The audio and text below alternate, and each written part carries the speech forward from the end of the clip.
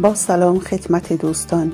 این کانال تلاشی است برای بهبود کیفیت زندگی و ارتقای سطح سلامتی شما. مهمترین نکته برای حفظ سلامتی و در حقیقت کلید حفظ سلامتی در این است که سموم و تنش‌های تجمع یافته در بدن به طور روزانه پاکسازی شود تا این سموم در بدن تجمع پیدا نکند.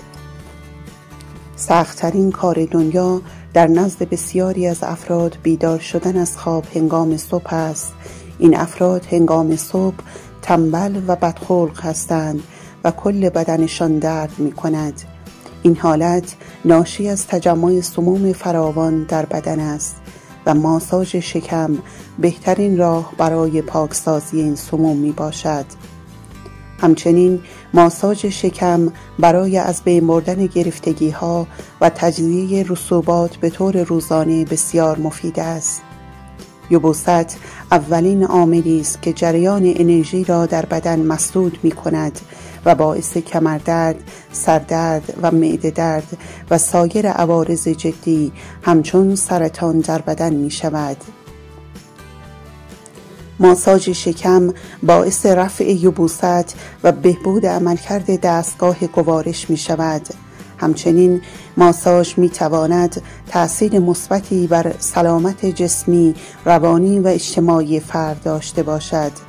یعنی انجام این ماساژ به طور مستقیم یا غیر مستقیم در رفع بیماری‌های جسمی و همچنین در رفع بیماری‌های روانی همچون افسردگی، اضطراب و غیره مؤثر می باشد.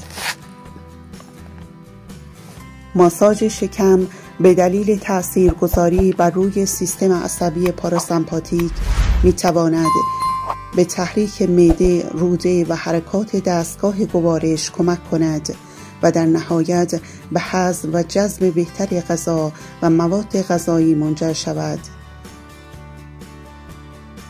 بخش قابل توجهی از سیستم ایمنی بدن داخل روده قرار دارد.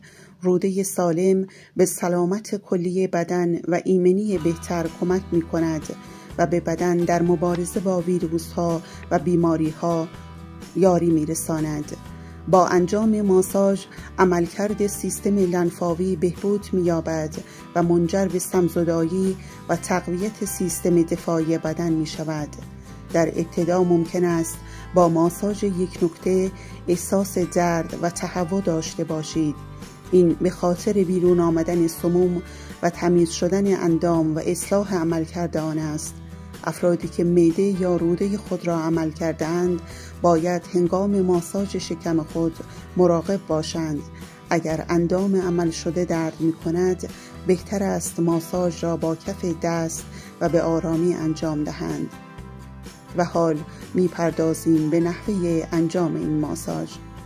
ابتدا شکم خود را با یک روغن مثل روغن زیتون یا روغن شترمرغ چرب کنید.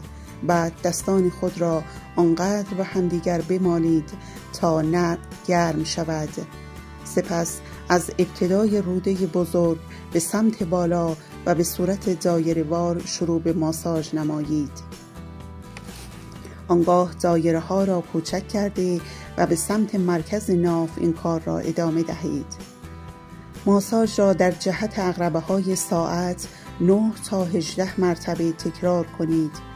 اگر در قسمتی احساس درد یا برآمدگی کردید، آن محل را متسمان بیشتری ماساژ دهید و این کار را آنقدر انجام دهید تا قسمت مورد نظر نرم شود.